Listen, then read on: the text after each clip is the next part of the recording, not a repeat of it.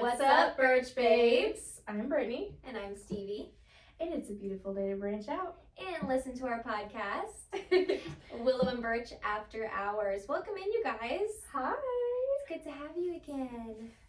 We have a guest on today with us again. Guess who? Just our favorite guest. Hi, guys. Hey! I don't want to call you boss lady. I know that I just learned that you don't like that term. I mean, I don't mind it. I feel like you guys use it as a term of endearment, so I'll take Right. it. But yes, so I'm here and I'm so excited. Welcome. So fun. Yes. Welcome. Yay! Oh my goodness. Well, we have a fun episode today, you guys. I'm really excited about this. I think it's kind of a trend right now to talk about horror stories when it comes to salons and spas, and we all have them. Yeah, we all absolutely. have them. We've And it received happens. them. Yeah. We've done them. Yes. It happens to the best of us, and sometimes it's not always the professional's fault, and sometimes it's not the client's fault. It's just It's life. how things go. Happens. So I think we're going to share some personal stories as well as maybe some other people's stories on Reddit. Jess, would you like to start? I would, because this is a hot topic, and I think that we as a salon here, I know anytime someone isn't happy, it's like traumatic for all parties involved, right? It's horrible. And it's horrible because at the end of the day, our goal is to make our clients happy, right? Mm-hmm. And then on top of that, we don't ever want, if something doesn't go right, like we want our clients to feel compelled to tell us that they're not happy so that we can fix it for them, Exactly. right? Because a lot of times it's a really easy fix, and we want those lines of communication to be open so that we can tackle that. And then sometimes it's just a miscommunication. Sometimes something technical did maybe go awry, right? Yeah. There's a long list of reasons why things could not go as planned. But at the end of the day, we're people working with people. So we're bound to have some scenarios go that aren't as ideal as what we maybe hoped for, right? Yeah, exactly. Yeah, I like what you said there too about I would prefer a client to tell me right then and there. Right. I don't like this, or this is something I'd like changed, or anything. Any kind of feedback that they have, it's always appreciated, no matter if you think it's gonna hurt our feelings or not. It would hurt my feelings way more if you told me that you loved it and then called later and said, I don't like this actually, because I can fix it right there while you're in my room. Right. And the interesting thing too that I think is often a misconception about our industry is that we associate our work with our feelings. So I always tell people, if I was your accountant, okay, and you didn't like the way in which your taxes were done, you would 100% say I was not pleased with the way you prepared my tax return. Right. Okay. The tax professional is not going to take personal offense to that because the taxes are the taxes. The formula is right? It's not always a personal thing. Like, we view this as our profession and our career, and our goal is to make you happy. So if you weren't happy, then speaking with us about that and helping us to be able to get on the same page with you is really, and we take extreme measures to make sure that we don't get to that, right? Yeah. But absolutely, there are times where things just don't match up perfectly, I almost take it more respectfully if a client Absolutely. is like willing to tell me that they don't like it, because they respect me enough as a professional to be like, hey, this isn't quite right. So I always thank them if there's ever an issue and they come in and get it fixed. I'm like, thank you for letting us know. I thank them too. Yeah. I thank them too. And I think it kind of shows a sense of they trust you enough to, they want to come back to you. So they want you to fix it. Yeah. They're not gonna like get this done and then go, I'm never coming back. Well, and often what was done wasn't actually wrong. No. Okay. It just, But what was done maybe wasn't either what they initially wanted, or a lot of times we have it where people are like, nope, a client like me, I've been a blonde forever, but I want to go brunette. Yeah. Okay, we ask all the questions, we get on the same page, we're like, are you sure? Are you sure? Are you sure? We do it, and they're like, oh my God, I hate it. I'm a blonde. Why did I do this? Yeah. What, But so then the reality is like that's not always a fix as much as it's just not what you wanted it to be, right? Yeah. So the keeping those lines of communication open allows for us to make sure that we are always getting to whatever the final goal is that you want, and we're doing that together, right? So just like your doctor practices medicine, like we're always evolving and always expanding upon our knowledge as beauty professionals to make sure that we can provide you the newest thing and to solve any of the issues that you're bringing to us. So, yeah, we love having that feedback. Yeah. And it almost always boils down to communication. Always. So Always. any chance we get to be better communicators, I mean, I'm here for it. I'm here for it. Yeah. Clearly, we're all here for it Yeah. as we sit here and talk. Right. Right. So we were discussing this episode and what we were going to talk about, and was sharing some of the stories. Now, I've been in the industry for the longest and have the longest time, I would say, to acquire terrible experiences. And I will say I was pretty lucky, like throughout my career of 17 years. I mean, I really haven't had too many like bad things. Right. But the ones that stand out to me the most, which I already shared with you guys, but I'm going to share with everyone else now, is when I was first out of hair school, I did my stepmom and my stepsister's hair, and I cut my stepsister's bangs wet, and then when they dried, they were baby bangs. They were not a side swept bang. Hey, they're in. Maybe not then. They were not in yet. Let me tell you, in 2007, they were not in. And fortunately, we could do a little twisty with them until they grew out, and her hair grows very quickly. So, Sam, I'm still sorry for what happened in 2007. Well, you know what? I feel like at that point, that little bump, you remember that front bump? Oh, The yes, Snooki honey. I feel like the Snooki bump, but maybe you were like, Yeah. just do that every day. Yeah, and it worked for the time being, but that was not part of the plan, right? And then in the same breath, it was like in the same week, I colored my stepmom's hair, and she has gray, and it was a gray coverage, basic retouch that should have been so easy, but I grabbed the wrong tube of color, so I grabbed dim eye permanent that wouldn't cover gray, and I put it on. I processed her for 45 minutes. I go to shampoo it off. I'm like, why is it not colored? Like, it looked like nothing had happened. So then I just had to redo it, thank goodness. But the embarrassment of like, oh my gosh, You were having the week. having the week. Yes, and it's all at the same time, right? So, I mean, of course, there were many other things that, have happened through the years, but those are like always the two. And my stepsister still brings it up to me. It's like, remember when you messed up my bangs? And I'm like, are you gonna hold this over my head forever? I'm also like, I've also done your hair a lot of times besides that, and you loved it. So I still do it. Yeah. What in the world? But that is, as a stylist, when stuff like that does happen, you feel terrible. Yeah. And it's like, I felt awful, and that was my family. Right. I can't imagine, it's like when something doesn't turn out as planned with a real client or a paying client. You feel terrible. Yeah. And so it's like, it almost, that's where that communication is so important on our end to start the service. And then, of course, if something is less than ideal, that we feel compelled to communicate about it afterwards. Yeah, I think being transparent makes all the difference. Like, yes. listen, this happened. I'm really sorry, but we're gonna fix it. Yep. And Being there's honest really about it. almost always a fix, Yeah, right? always. It's very rare. The only time you really can't fix something is when you're talking about cutting. Sorry, Right. Sam. Or, right, like Sam had to wait for those bangs to grow out. But, for the most part, especially in the world of color, you can absolutely fix that, right? Yeah. Now, in waxing, if the brow is gone, we can't put it back. Yeah. Unless you wanted to do a little microblading, I suppose. Little microblading, but here's another thing. Makeup is wondrous. You can always fill that spot in. True, now, true. is this ideal? Absolutely not. It's not ideal, but the hair does grow back. Yeah. Now, have you ever waxed someone's eyebrow off?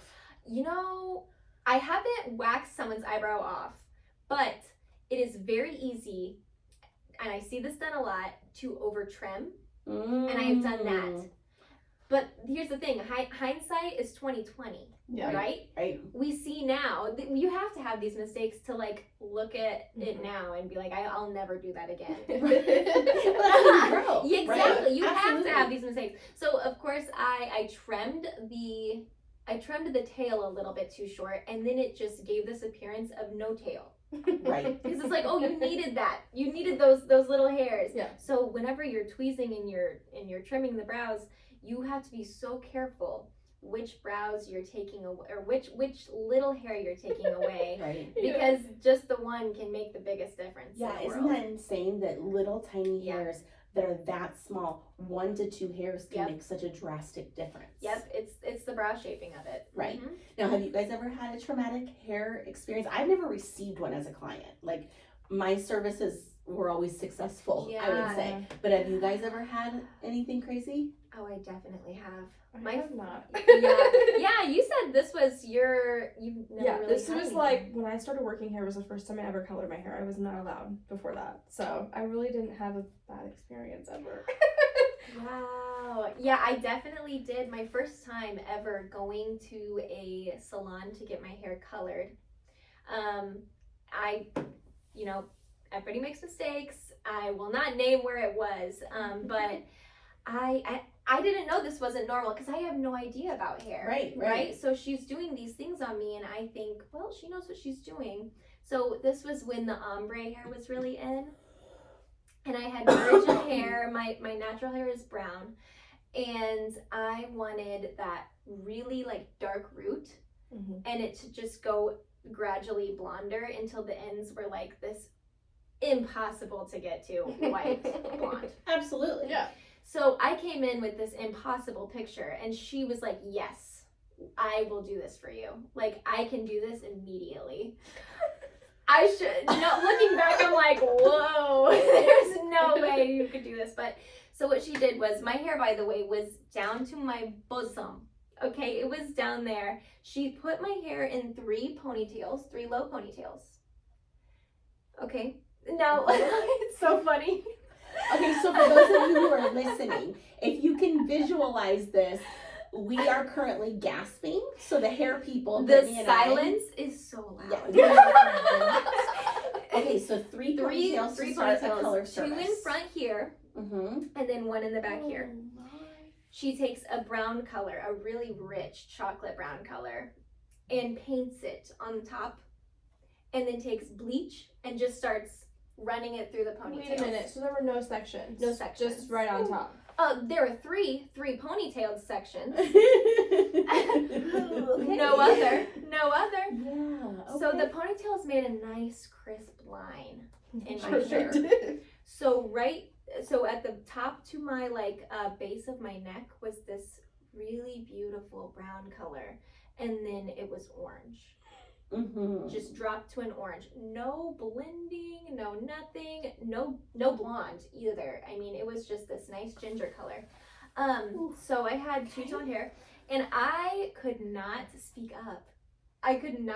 She showed me, and she was so proud of her work. She showed me the mirror, and she's like, oh, look at that blend. I'm like, where?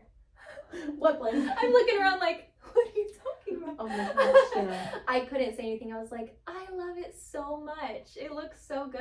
And I left and immediately cried to my mom. And my mom was, she was so mad. She's like, why didn't you say anything? I'm like, she was so happy with her work. And I've never had my hair done before. Why'd you leave me alone in this place, Mom? Yeah. Right. Well, and I think that's too, like, it's so funny when you think back now to things that we really wanted, and ombre was like such a moment, and everybody wanted it. We all wanted it. And I wish she maybe would have just been honest about, I can't get this to you. Right. Yeah. That's where this is what I can do instead. Oh my gosh, communication is so important, because we know if you have brown hair, there's no way you're going. It's an under promise, over deliver, right? Yeah. We tell you there's no way this is even possible. We'll get you as close as we can, Yeah. or we can go one step in that direction today, because it is important that your hair stays healthy. Right. It is important that each step of the process is taken into consideration. Yes. And unfortunately that did not happen. Well, and furthermore, to even attempt that without a foil, like, you need that heat Right. Oh well, to get any sort of blonde. Oh, here's the thing. She foiled the ponytails and then threw me under the dryer. Okay. Threw me under the dryer. I'm sitting in this dryer with these like bleached foils, just drying my hair out. So my hair, I had to chop it after that because it was just so destroyed. It was horrible. So you had like 3 different. So colors there was going on. heat. There was heat. Don't you fret now. Don't you fret. I was some heat, girl. differently, Jess? Well, for starters, we would not put you under heat. No. Ew. I didn't know anything about hair at this point, and I knew this was wrong. Right. I felt that it was wrong. I was like, this doesn't feel right. 99% of hair color manufacturers, hair color brands, it says do not use with heat. Right.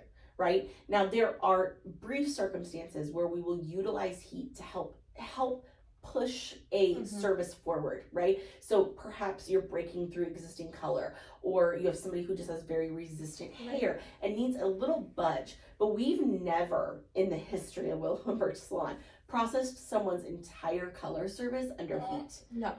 And the reason for that is once you have the cuticle of the hair open, right? You've got that cuticle's blasted open. You are using chemicals to rearrange the melanin content within the cortex of the hair. So that might be that you're pulling melanin out, or it might be that you're depositing dye molecules in. But nonetheless, there's things going in and out of that cuticle.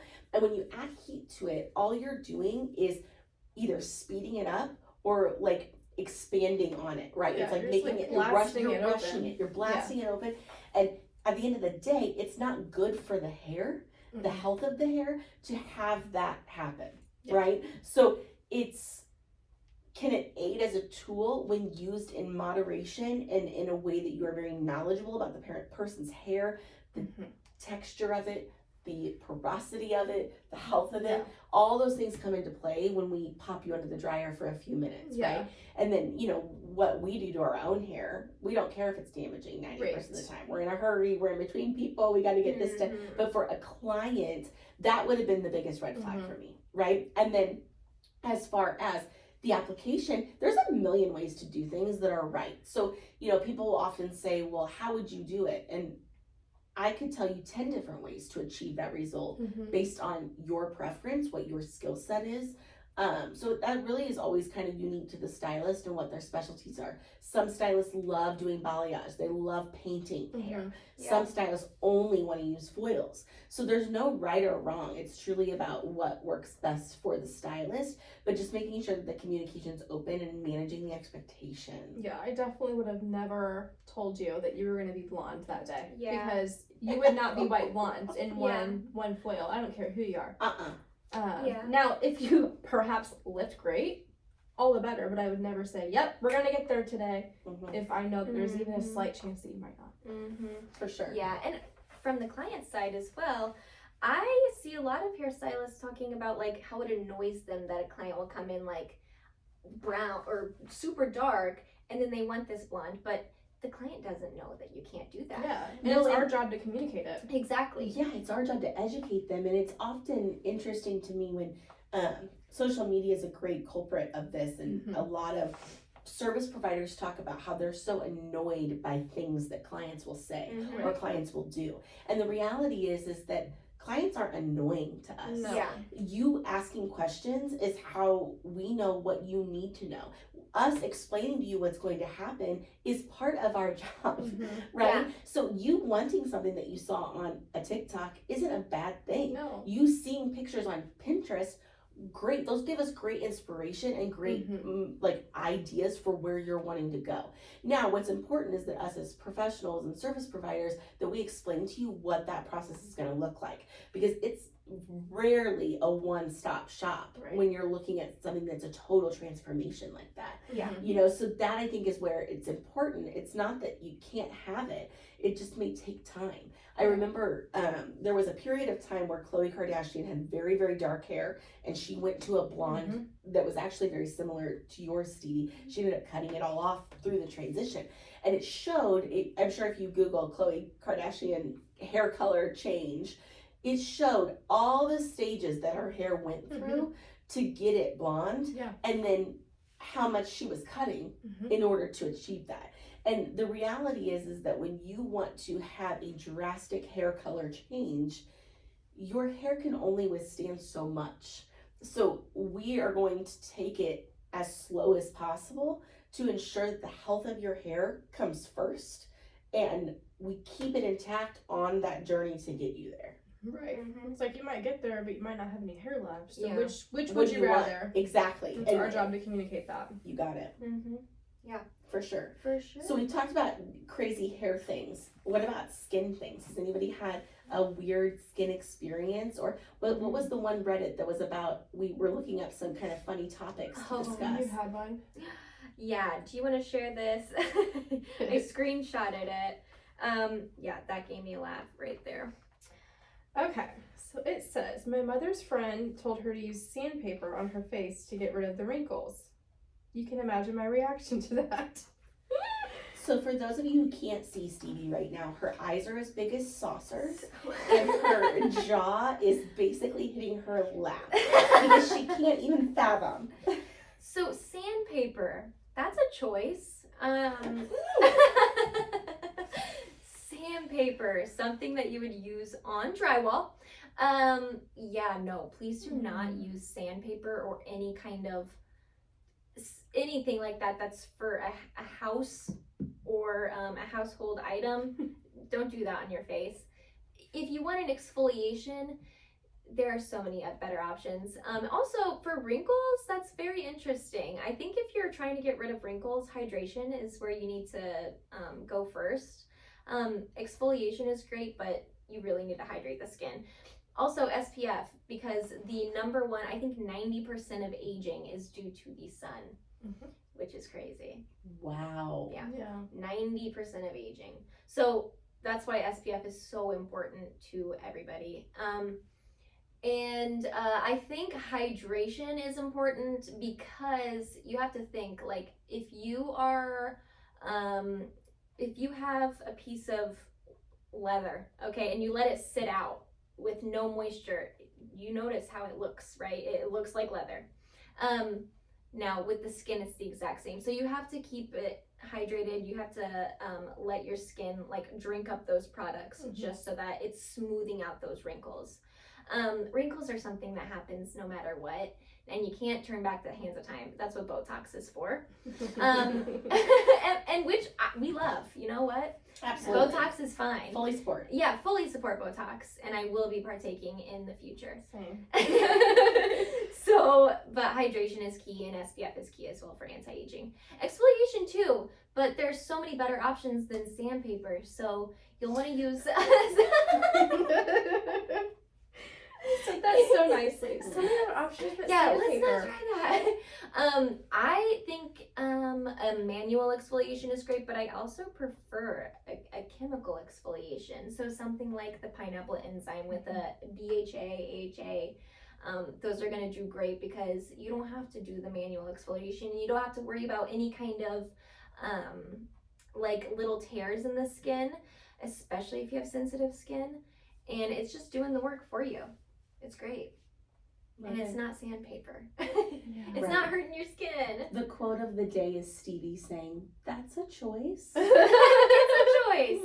It's not a good one. I love it. Yes.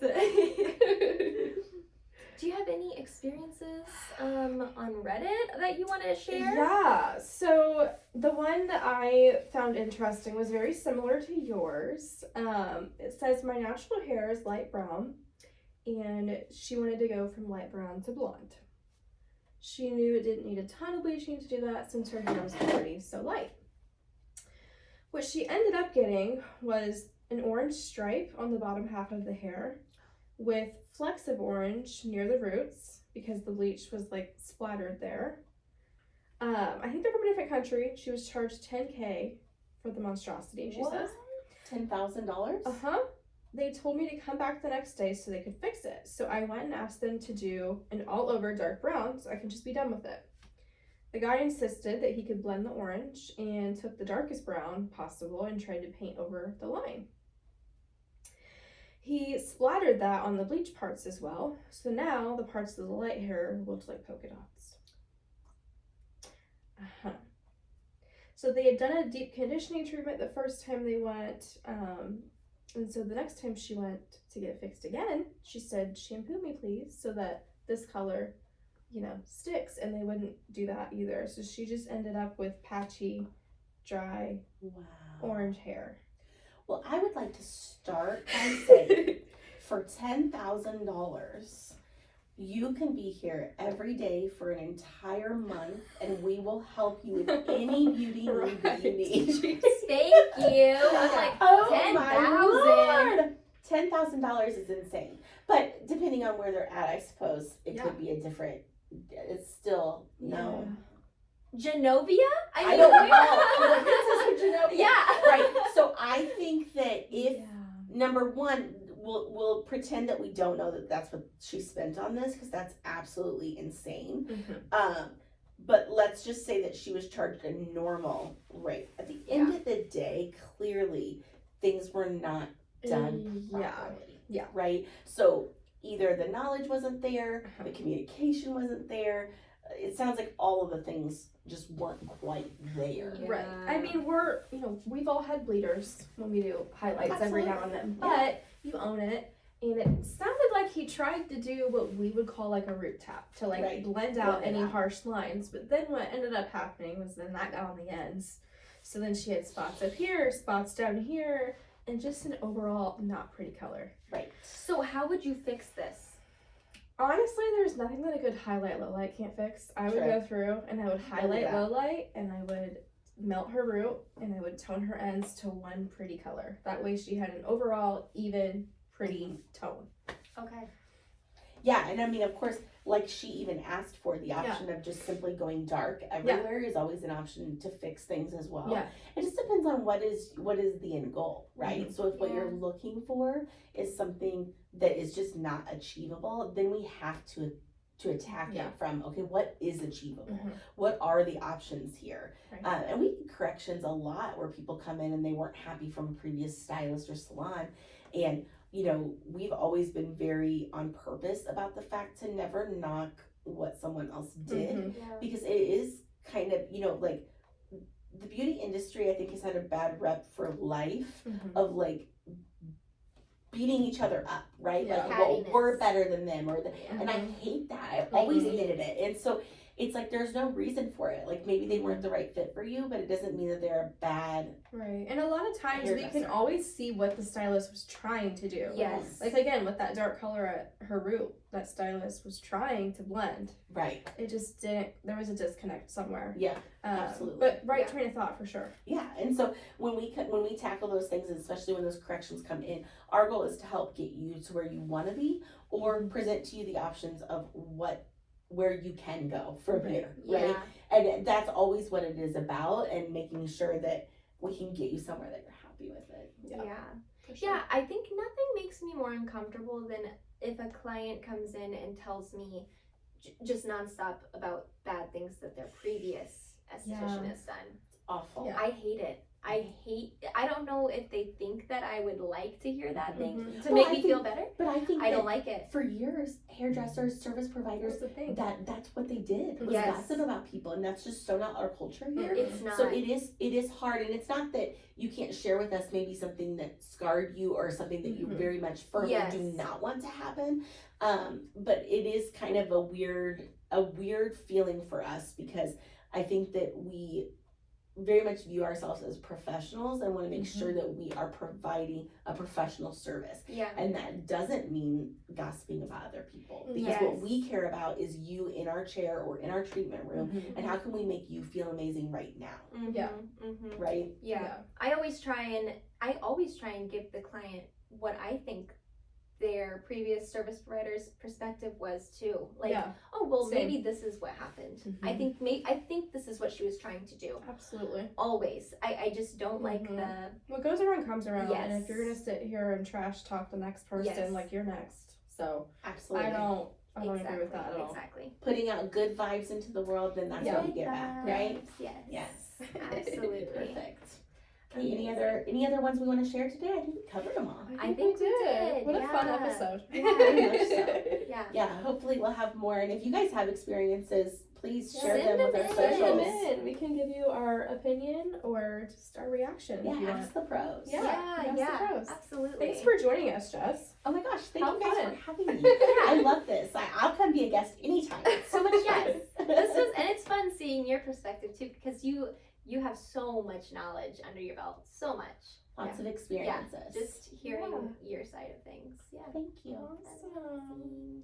Well, I'm Brittany. And I'm Stevie. And this is Willow and Birch, the podcast, After Hours. Signing out. Bye, guys. Bye. Okay. It unlocked. Or it locked.